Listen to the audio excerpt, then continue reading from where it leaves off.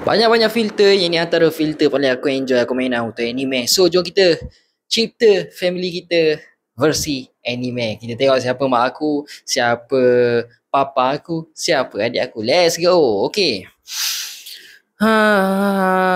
Sister. Ui, sister kisah lah bos. Kisah-kisah. Comel. Next, ayah Toji tu. Janganlah bagi Toji ayah. Dia ni tak boleh pakai langsung. Next, haiwan aku ambil ni. Husband Levi. Levi dulu.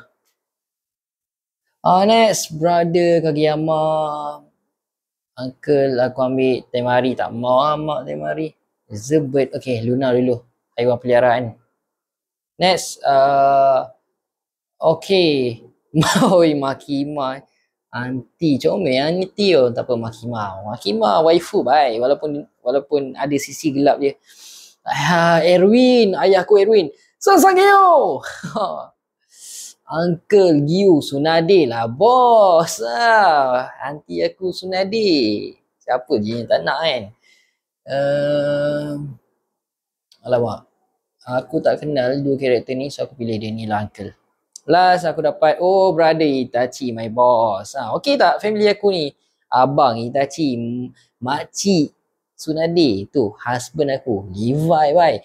So guys, apa pendapat korang untuk family aku? By the way, kalau korang nak dapatkan hoodie atau Titan yang lawa macam aku pakai ni, emas bos. Order sekarang kat tag Shopee yang ada dalam video ni, okay? Ciao.